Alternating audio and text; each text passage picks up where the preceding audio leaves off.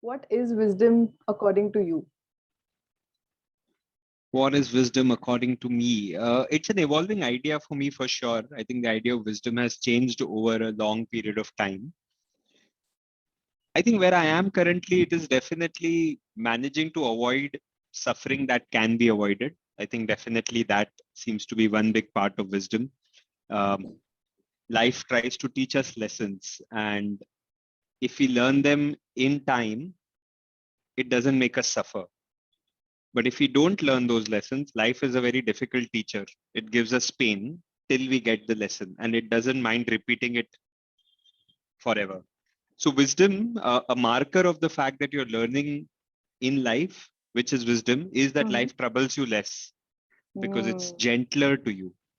So, wisdom to me is when your interface with life is much smoother and avoidable suffering has been avoided.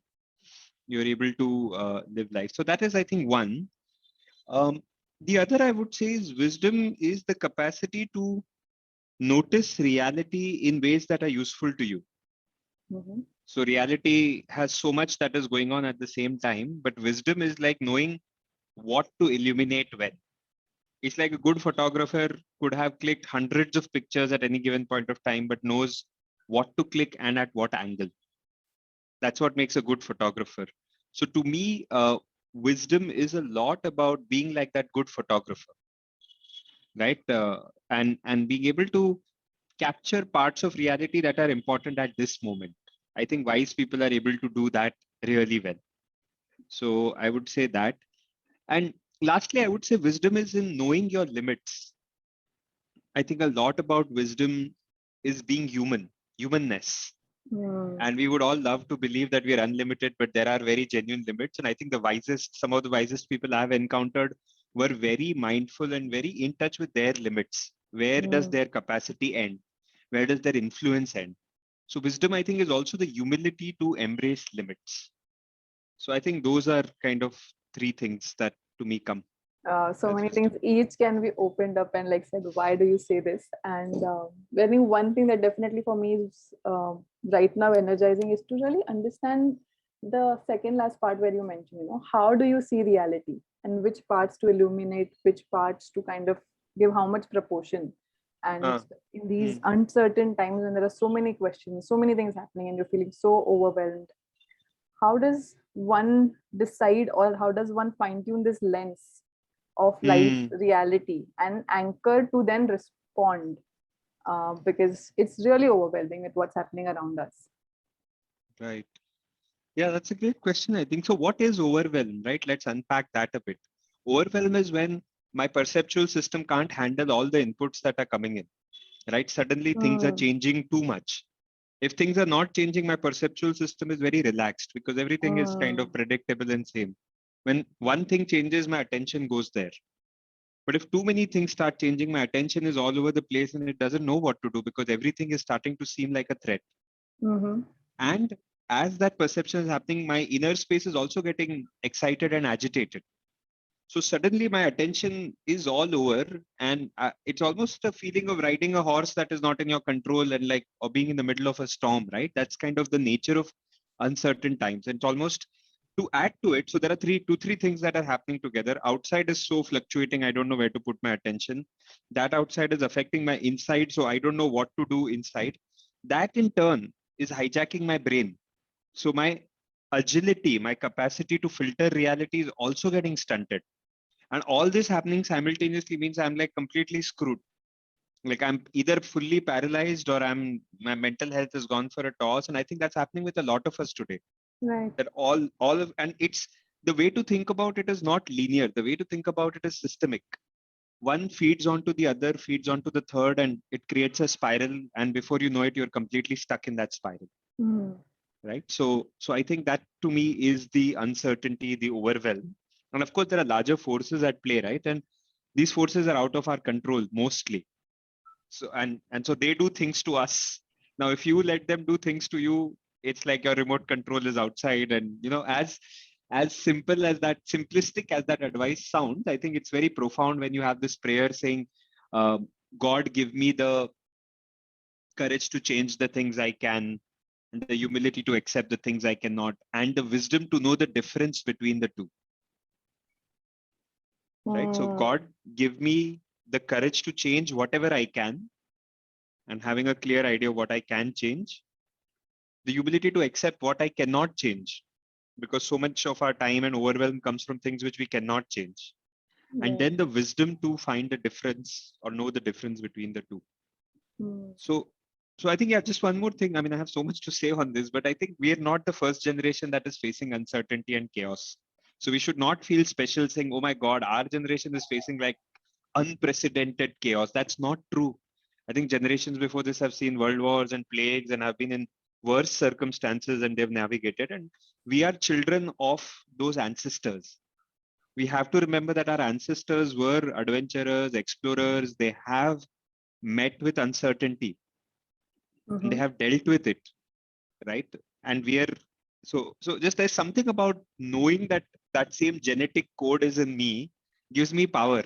Like my ancestors have faced this. They've faced forests and wild things and all, and they've come out successful. That's why we are here today. I think we have it in us to build that certainty. So now I'm not answering the second part of your question, but I think I'm just saying the nature of the uncertainty is outside of us.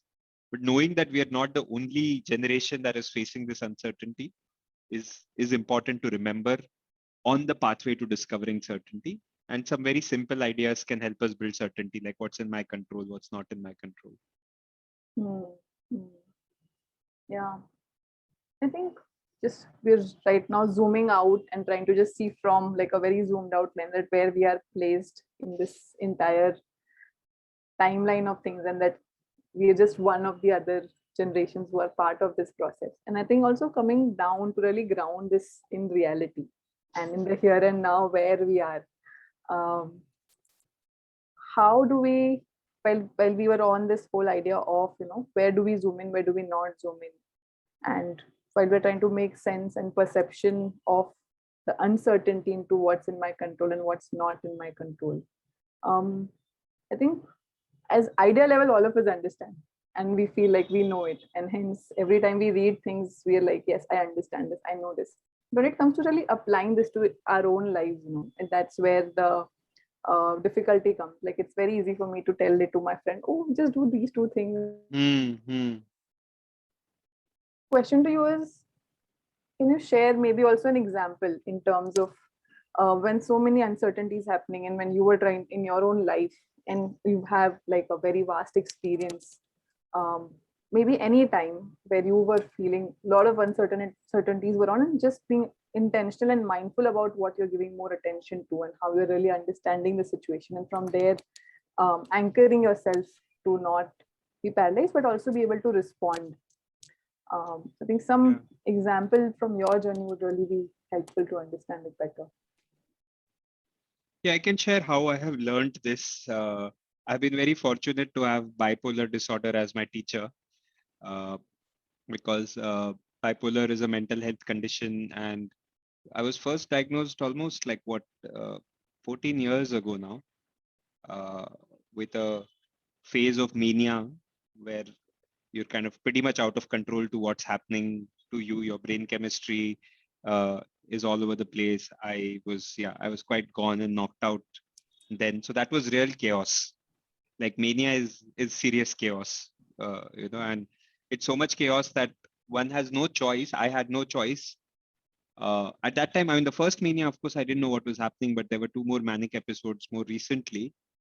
No choice but to surrender as much as possible, right? Like the moment I realize I'm out of control, I kind of surrender, right? And after every mania is also a very deep depressive phase, low phase. And it's interesting that in this depressive phase, I am doing my prayer, I'm doing my walking and exercise, I'm doing my journaling, I'm doing my meditation, I'm engaging with people, doing my coaching, counseling.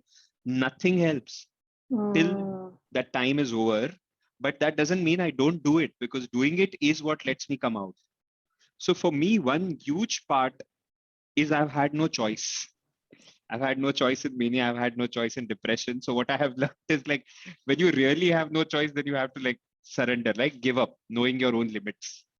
So for me, being depressed, it's like you say, okay, man, I can't do anything about this in a very real way. like being locked in a prison of sadness, right? And how much can you bang against the bars and break your head? You're trapped in the prison. And it's Mm. almost like, for me, it's like I have to wait till my jail term is over without even a guarantee that it may ever be over, right? But a niggling sense that maybe this will be over. At that time, such an idea doesn't even help. It's like, this is when suffering is happening, it lasts forever, or it seems like it lasts forever. So I think for me, the way I have had to learn this lesson has been quite hardcore. Like, this lesson has not been books or just self-help. Like, life has really drilled Mm. this lesson into me. And I guess when you have no choice, you learn the lesson. I think it's a very visceral learning of that lesson.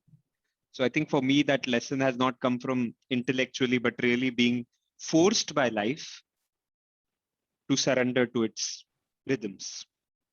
So I don't know if that answers, but yeah, I think to me, the genesis of being able to accept what is not in my control, I've done that for months, Mm. on end, and said, okay, nothing seems to be right now. Right now, what's in my control is just that tiny point of perception, or not even that. I mean, I think I've been in out of control for such long periods that there is just surrender. And I think that has taught me a lot. Yeah, I think one thing that while you were sharing, that's also very inspiring and also very complicated for me to understand, that how does one manage to do it, which is when all of this is happening, you almost feel helpless, you can't do much, and you really feel in that sense lost, that nothing can really happen. In that, being able to gather the courage or the motivation to really do the daily things that you mentioned, like doing your counseling, or doing your walk, or doing your exercise, the basic things, the routine of basics to do, Hmm. knowing that these are not going to help, one really feels disheartened, not motivated to really engage in these things, because these are not going to help. And from that Hmm. space, also being able to take up that specific routine and say, I'll still try, and I'll Hmm. still try. Hmm. And even if there is surrender doesn't mean I don't do anything. Yeah. I'm Yeah. still doing my daily things. How do you hold those two together? I think the first time I had mania, my life came really crashing down. Like, it crashed. Like, it entirely, it's like I had a palace that crashed into a rubble of bricks, like that bad. And my mind itself was not at its sharpest, right? So I could just barely hold on to a few thoughts. Mm-hmm. And the only thought, so then what thought should you hold on to if you can hold on to only a few thoughts, if your brain is also all foggy and all? And thinking that through, I said, if I could hold on to only one thought, I need to hold on to the thought that patiently I can build this back, Mm. brick by brick. Like, that was, so yeah, so I think mania and depression both push me to places where I can hold only one or two thoughts. And then, like, you have to really choose which thought should you hold that will get you all the way out. So for me, that thought was just brick by brick, patience, day by day, one day at a time. And you're not trying to, the problem with a lot of us is we try to solve for a forever. Like, I'll Mm. do things forever, right? I'm saying, don't do that forever. Just do one day, or just right now. I'm not even saying one day at a time. Like, just step after this. If you want to start walking, just like start now, and just do one day at a time, right? Non-ambitious. So I think for me, one day at a time really works. And then there is a positive force of that habit, that after a while you can tell. Like, I can tell if I've not done my exercise or I've not done my journaling or meditation. I can tell in my energy in a few days. Then Mm. it kind of feeds on itself. So I think that is one part of it. And there's a second part, which is that if we do, like, I am in the social space, we're doing work for the world. And I feel that if we have to be the right channels for goodness to flow through us, we have to chisel ourselves. Like, Bruce Lee is a big inspiration for me. Like, the way he chiseled his body for martial arts is so powerful. And I feel all of us who are in the social space, at least, have a moral responsibility of doing all this work so that goodness can flow through us. Mm. Mm. Mm. Both are so powerful. Like, I'm just like sinking in. Okay, one thought at a time and brick by brick. And what question that comes to me is, having gone through so many um, difficulties, you've then gathered these insights, and now you've been able to apply them in your life. Um, and it's built a certain resilience. it's built a certain depth of how does one respond. And when we are starting off in the beginning, it seems very tough that, oh, it's not possible. But after doing it a couple of times, we understand how to do it better. And right now, where we are in this whole pandemic lockdown situation for last 1 or 2 years, the uncertainty is something none of us have, at least us, have experienced. Even if it has happened earlier in times, we haven't experienced, and it's got us off balance. And in these external environment being off balance, do you think this also can act as motivation, the way you said in the second part, to really respond and surrender to a higher purpose? In the second part, you were mentioning that one can really uh, take that. So how do you feel like that is one of the ways to look at in this situation? For those who have the privilege, the chaos is an opportunity. And I would say anybody who's listening to this talk is like very, very likely to be a privileged person and on the right side of the curve to make the most of the chaos or the uncertainty that the pandemic has unleashed. Because each time there's an upheaval, there are new industries that open up, there are old orders that break down. The tides are shifting, and you are at a place where you can see those shifts. So if you can surf those tides, it's one of the greatest opportunities in the generation that you have to set up new things, to reinvent things, and so on. So at one level, yes, all uncertainty for those who are privileged is an opportunity. And right now, I'm guessing we're talking, this conversation is a conversation between the privileged people who have the time to sit and listen to this talk, for example. And the second is that in our lifetime, change is only going to accelerate, right? I was reading this lovely article which was saying that every decade, the rate of paradigm shifts will keep doubling. So what happens in a year right now will happen in 11 days, 60 years from now. So the rate at which things are changing is just accelerating. So where will you get your certainty from? You can't get your certainty from outside. You'll have to get your certainty from inside, because sooner or later that outer certainty will get challenged. Right? So then you have to really learn to rely on yourself and say, okay, I will handle it. I don't know how, but I or we will handle it, right? So I would say that certainty can't come from outside, because outside is too volatile. If anything, you can be certain that outside will be volatile. Right. And the surprise is if it is stable. I don't think we'll have stable conditions. So yeah, so certainty from inside, I would say. Yeah. And I think certainty from inside and anchoring ourselves inside. And again, that kind of I want to take this again to your life experiences and your journey. I think keeping it more real.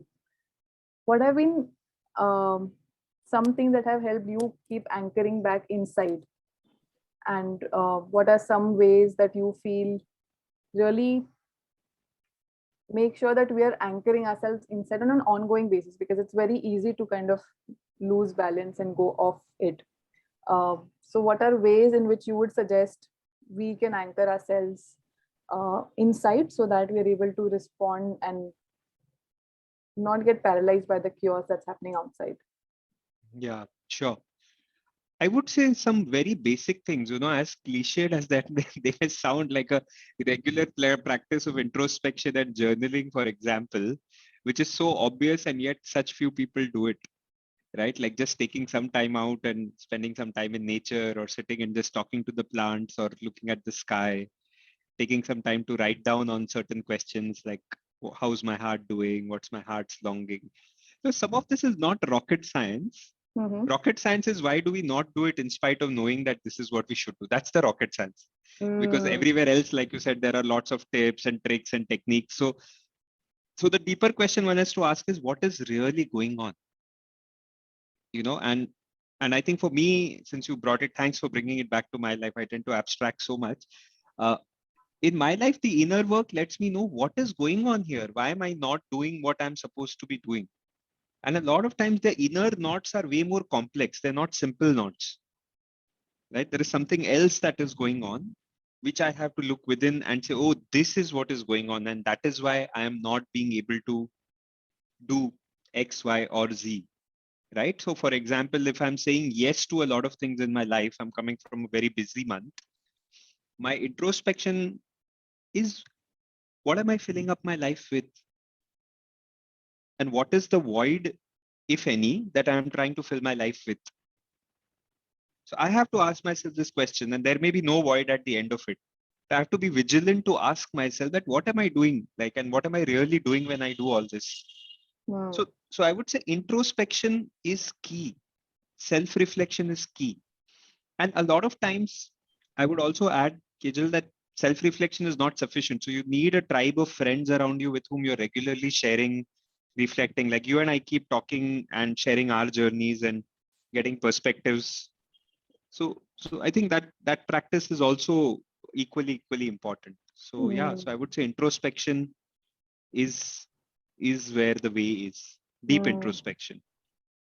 And since you mentioned this is not rocket science, and the rocket science is still knowing all of this, we do not do this. And I personally struggle. There are times where I'm like, I'm trying, and I'm like, the 20th day, I'm like, not happening today.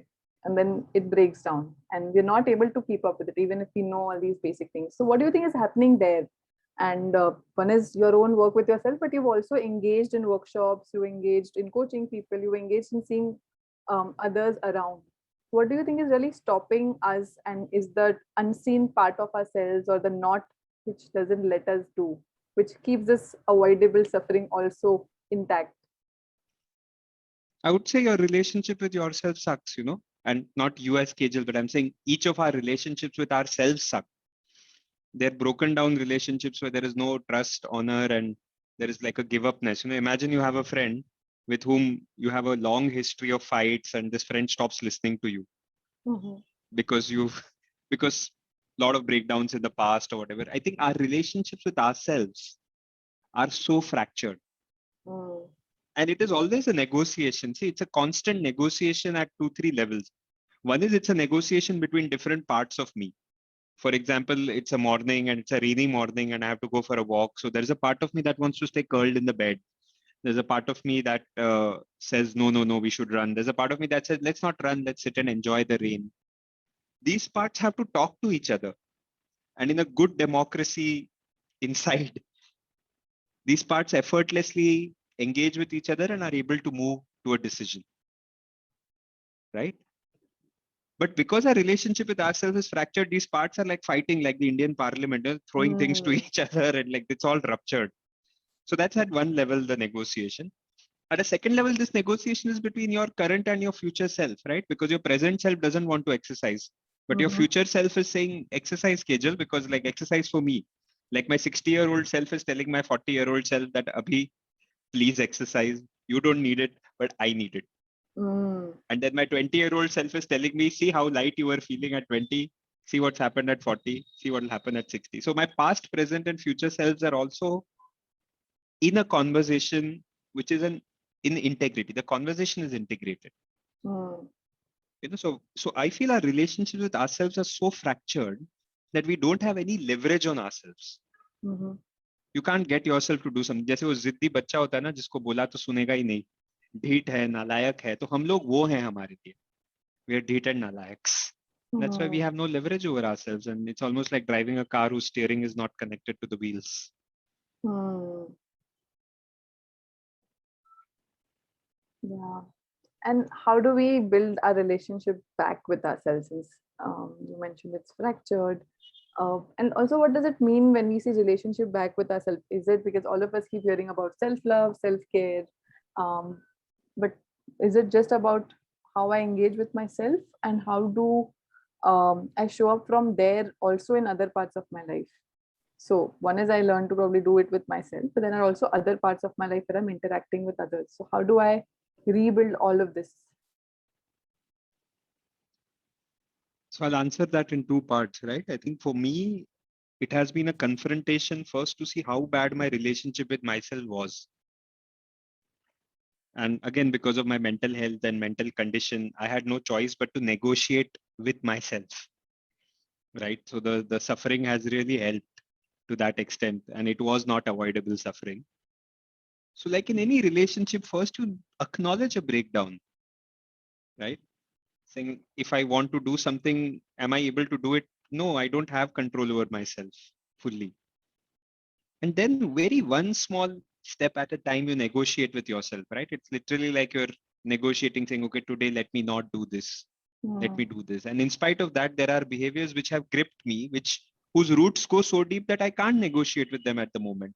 Like, okay, this is not the time to fight that battle. This is still at a level of attachment or addiction, and it's okay. So it's like, how do you build a non-violent, gentle relationship with yourself where you're negotiating one step at a time, not beating yourself up, but still holding a certain firmness, right? So it's like any other good relationship. It takes a while, and then when you build it, it starts working, right? And that's where Right. self-love also comes in, because most of us are constantly hammering ourselves, and it's a mess. And I definitely feel that if you love yourself, you will show up differently for others, because it just becomes easier to love and accept others as you love and accept yourself. You own your projections. A lot happens out of self-love. I think just the act of loving yourself fully, not smothering yourself with love that spoils you. That's not love, because tough love is also a form of love, right? So when I say love yourself, I'm not saying love yourself as smother yourself with the love that will leave you all soft and weak. Sometimes loving yourself is being tough with yourself and firm also. Yeah. I think negotiating and also holding their love, soft love, and the tough love both together, and constantly negotiating is definitely a key part that I'm picking up. So just be highlighting. I think it's coming up in different conversations and sharing that you've been doing. How do we keep constantly negotiating with parts of us and different parts of our life? And that also brought to me, I think, this whole idea around life space design. And for me, something that has definitely helped me in 4 years of how I've engaged with my life and how I've looked at it. Something that we just randomly started at BRM, and once you kind of showed us this boxes to make and then said, okay, fill these different parts of your lives. And that really brought in an overall perspective of seeing that what am I doing with all parts of my life and how am I engaging with it. I wanted to ask you what really brought you to kind of make life space design, the whole idea of making a map that sees yourself from your perspective, from your vantage view. You're looking at all the aspects of your life, what you want from each aspect of your life. I'll connect that to the negotiation with self point, because that's where we were, right? If you're negotiating with yourself and you reach a decision, you can't keep revisiting that decision, right? Like, think through how much ever you want and then commit to a decision, right? So I've committed to a life of self introspection. I'm not going to revisit that and second guess myself saying, hey, hang on, did we want to self introspect, or no, let's negotiate again.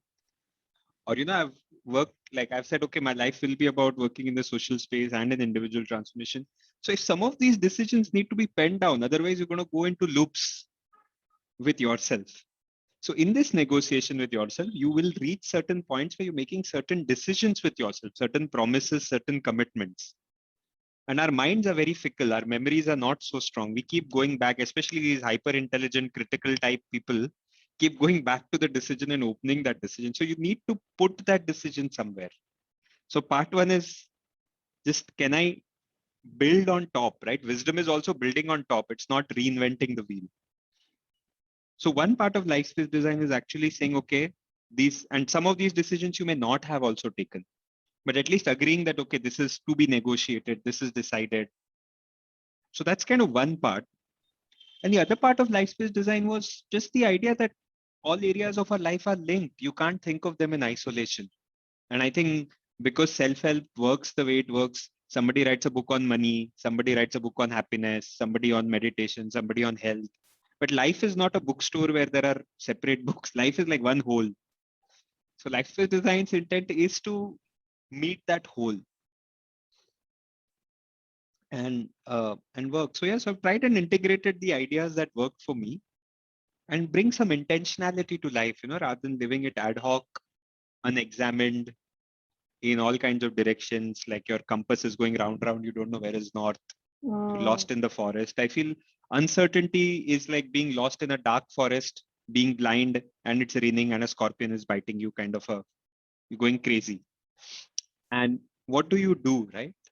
So to me, you need some map, you need a compass, you need to be able to read the stars to orient yourself.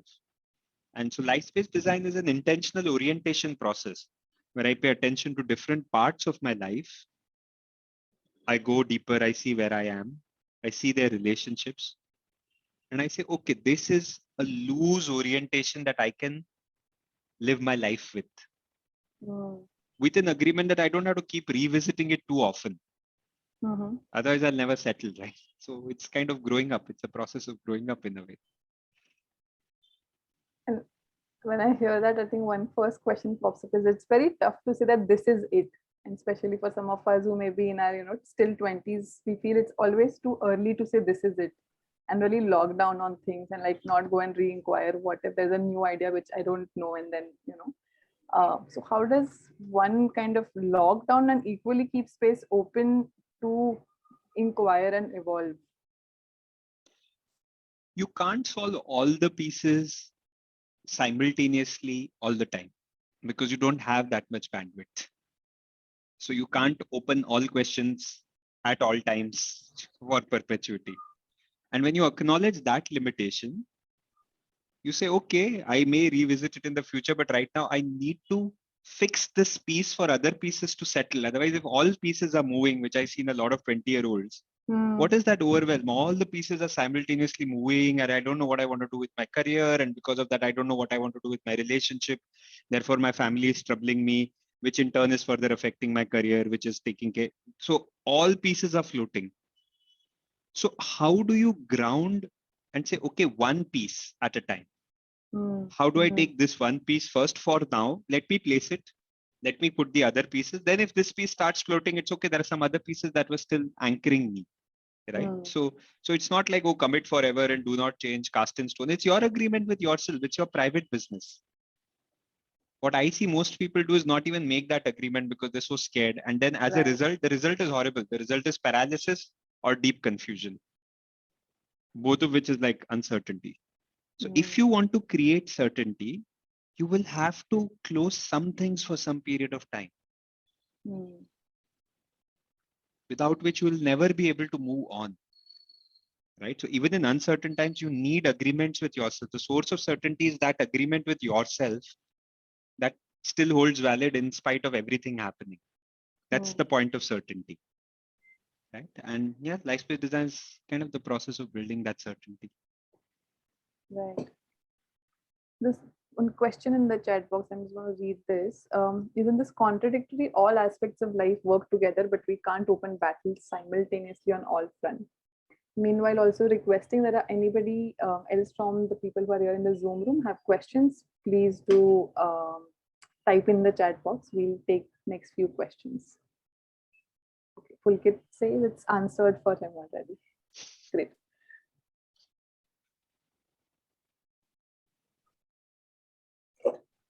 I think negotiating all parts together and starting one at a time. And for me, I think one thing what life space design helped me look at is also look at the interconnections of these parts. So when you said negotiating, I think for me also the smoothness of life that you were mentioning in the beginning, that how one feeds into the other, and how one certainty actually enables the other to happen much seamlessly. That process really happened once I allowed myself to say it's okay, it's just for a time period rather than saying this is for life. And that also started to kind of build that confidence of stability that I can decide some things. There are some things I can keep holding on. So even if there is fear of maybe missing out or losing onto some things, there's equally confidence, and there is certainty or happiness of at least some things I know in my life are more figured and more sorted, and I can draw my strength from them, and while I figure the rest of the pieces of my life. Yeah. Sorry, you had a question. I had something to say on that. No, I was just sharing. No, I would argue, in fact, that gives you a competitive advantage. In a world where everybody is keeping all their pieces, options open, and everything is floating. If, for example, you say, okay, you know what, I'm only 60% or 70% sure of this guy, but I'm going to fix on this guy at 70% certainty level. So you took a big bet. This could go wrong. But once you took that bet, that area of your life got sorted. Now you're not like looking for guys anymore, and it's very clear, which leaves you free to experiment widely in your career, for example, because now you have an anchor. Right now, maybe that anchor breaks up and you're back in mess. But for the time period that your relationship was there, you had an anchor, and maybe giving that 70% full attention moves it to 80-85%.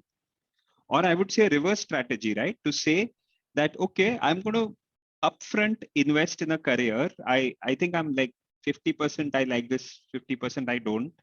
But I'm going to be foolish, dumb brother and say कि बस यही है अभी फिलहाल के लिए अगले 10 साल के लिए I'm going to work in the insurance industry in sales, how much ever I hate it. Suppose you do that.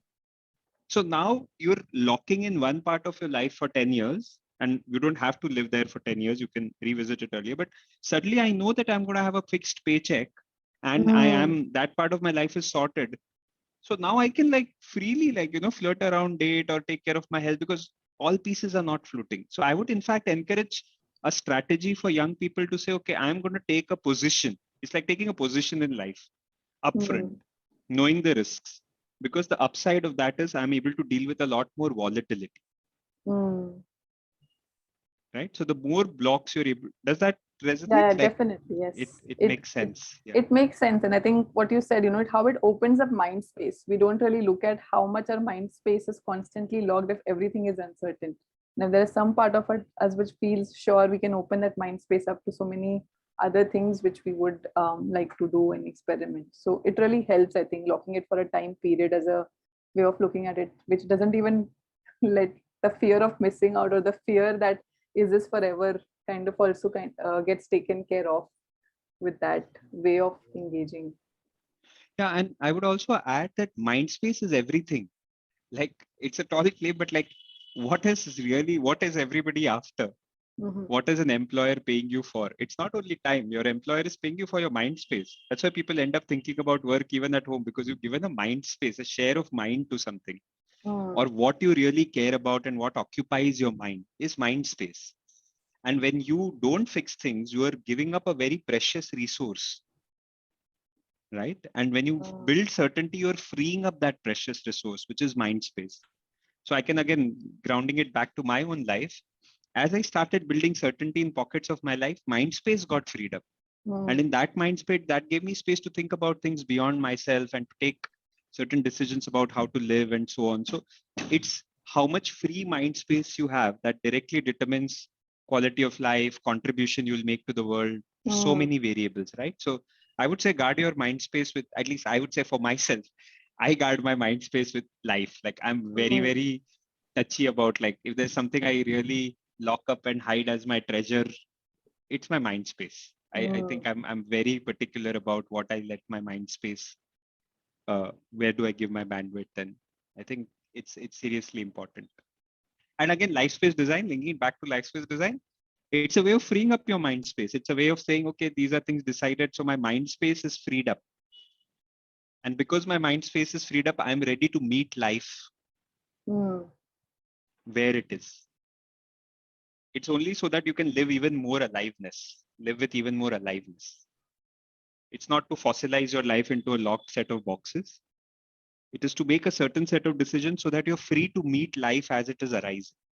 I was getting a little philosophical, but I think that's the deeper intent of life space design. Yeah. And in your own life space design, now that you've navigated, lived for like so many, you also worked in helping people navigate their life space design in different forms and ways. What are some things you would tell that please watch out for these? When these are happening, you really need to um, watch out and like take care of it. I know it's going in a little bit of advice mode, but I feel like when somebody's experienced so much, like why not ask for advice? At times it's just okay to kind of say what we should watch out for. I would just say watch out for risks. Because if something can go wrong, it could. Not saying it will, but it could really go wrong. And most people don't watch out enough for the risks in their life. And when you're designing your life, you have to design around the risks you face. Right. And these are a range of risks. I've seen people with the most stable and robust relationships experience breakups, or loved ones moving on before you ever thought they would, or health getting screwed in a way that you'd never expected. And I would say factor in your risks and design around that. That doesn't mean you have to play it safe.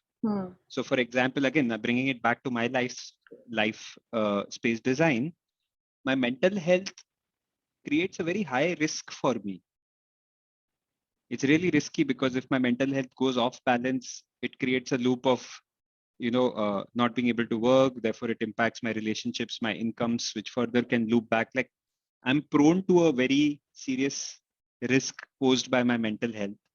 So my life space design has to be equally strong or as strong. I need to have layers and layers of support, emotional support, financial support, physical support. Like, I need to design a very robust life because I'm very fragile. And I'm able to be strong today because of life design. Otherwise, by myself, I'm like a person with a mental health challenge who can go, low or high anytime. I think with a robust life space design, I'm like, okay, do I have layers and layers of people who will stand by me? And I'm like, yes. Have I taken care of my needs, resources, finances in layers? I'm like, okay, yes. Is my work or my career capital in a way that can be applied across spaces? Like, yes. So I've tried to design it in a way that it's anti-fragile, which means that even if I go into a mania or a depression, I come back stronger. I take those insights, I use them for the world. But it's taken a lot of thought to design it that way. And I think if you don't have such a mental health challenge, then you can be a little more chilled in your design. I've had to design it to cope with my mental illness. But yeah, I don't know what was the question, but I think this is something I felt like sharing. Sorry. I think it's definitely very inspiring for me because when you share the challenge you're experiencing is much more complex than me or most of us in our life encounter, and it's also hope giving at the same time that if it is possible in these circumstances and scenarios and somebody can really work and be consistent and make it happen in their life, it is also possible for us to work on ourselves and find ways in which we can bring that intentionality in our living and like design our own lives the way we would like in uh, not just like play safe with the risks part, because one risk I feel is also being safe because you don't want the risk to really happen. But I think the other risk which we most of the times do not look at is what is um, the risk I am taking by not actually taking the risk. Yes. And yes, that so goes, I important. feel, Yeah. many layers, that it's almost like we are letting our potential crumble down because we're just looking at one type of risk, not really looking at the risk of not taking that leap of faith, and then what it does to me in my life space design. Anything you'd like to kind of share around that from your experience? Yeah, I feel really passionate about this topic also. It's worthy of a whole podcast, but I'll try and make it very short. I think Jordan Peterson has given some very nice thoughts on this one. I think the nature of the problem is as follows. If I stay too much in certainty, I'm very comfortable, but my map becomes outdated because the world is constantly changing. If I venture too much into the unknown, it's more complexity than I can handle, and I'm going to get overwhelmed. But my map is going to get updated. So it's almost like you have to really manage what level of complexity is the right level to handle and increase the capacity to handle that complexity slowly. So I can see my own capacity to handle complexity. Most of my complexity is in my inner space, right? Because of mental health and so on. So my capacity to hold complexity has slowly, systematically increased. Whenever there's a mania, there's too much complexity and I'm at sea, not out of my own choice. I come back and then I'm able to process it and say, okay, now this is how one deals with this. Let's not repeat this and so on. So I would say the key is to find the right level of complexity, because if you're not exposing yourself to complexity, you're going to get screwed. Something is going to hit you unexpectedly because people are moving all the time. Life is moving all the time. So you can't sit in your comfort zone alone and expect that life will work out and all. That's not happening. right? So I would say, and this links back to the question on lessons also that you asked me, what's the advice? Apart from designing for risks, I would say design for the right level of complexity. Mhm. If you take on too much complexity, it's overwhelmed. But if you take on too little, it's stagnancy, right? And if you take on unnecessary complexity, things that you're not supposed to worry about, like that's, you don't need to give your bandwidth to some unnecessary complexity. Our mind also loves unnecessary complexity, right? So it's like free it up, free up your space. Yeah, we're almost moving towards the closing of our talk. I'm mindful of not opening many more questions. We have one question in the chat box I'll take, after which I'll ask you again, like final word, anything you'd want to share.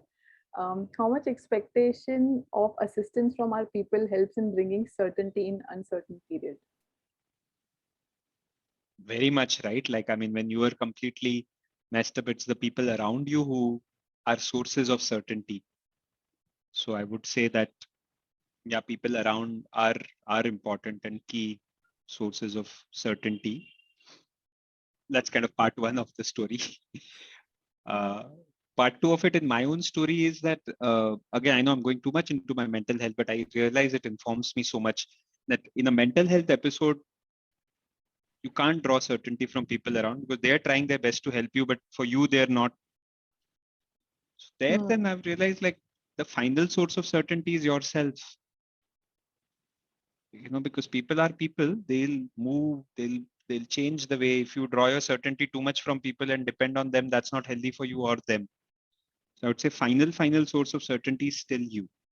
People can come in to rescue you time to time for some time, but the end source of certainty has to be you. That's the only lasting source of certainty. Lovely. Thank you so much for answering that. We don't have any other questions, so that brings us to the final. As we're wrapping up our talk for today on, how do we bring certainty in uncertain times, and talking about life space design as a way of looking at our own life, and do we have enough places to anchor ourselves inside, and enough support system that we create around ourselves, so that in uncertain times these support systems and our own anchoring and a combination of them hopefully will be able to center and ground us. It will also kind of not lock us hopefully, but give us enough space to engage in other parts which we feel we want to engage much more deeply. um, Having gone through all of this, are there anything last words that you feel you'd like to summarize to end this talk also, and before I make the last announcements? I think my last words are that you never know which of your words are your last words. And that's the nature of life. It's seriously uncertain.